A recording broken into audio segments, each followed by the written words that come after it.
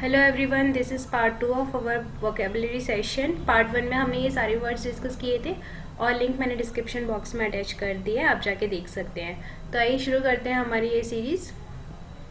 Very shy को replace कर सकते हैं हम टिमिड और फेंट हार्टेड से।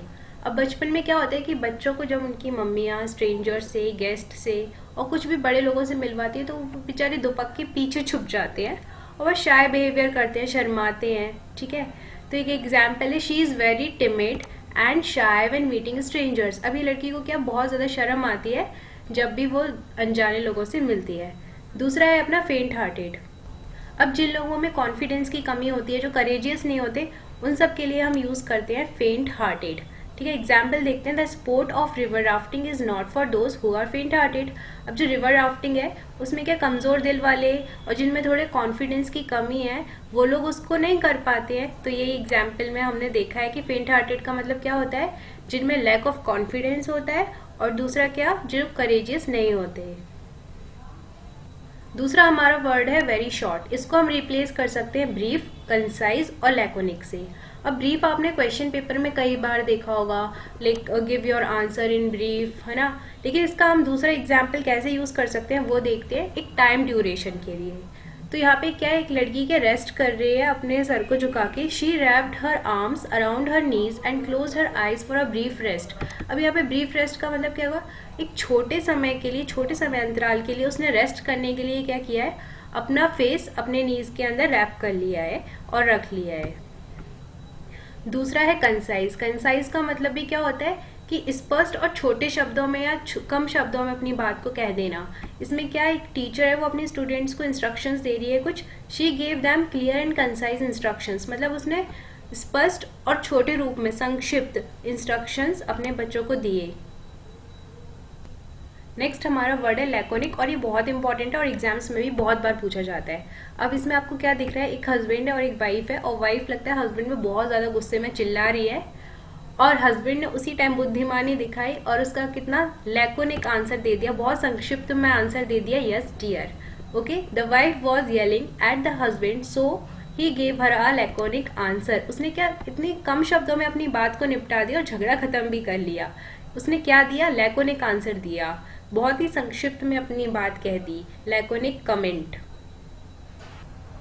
नेक्स्ट है हमारा वेरी डीप। आप कभी कभी आम बोलचाल की भाषा में यूज़ करते हो, यार बात तो बड़ी गहरी है, बात तो बड़े पते की है। उसको हम इंग्लिश में किससे रिप्लेस कर सकते हैं, प्रोफाउंड से।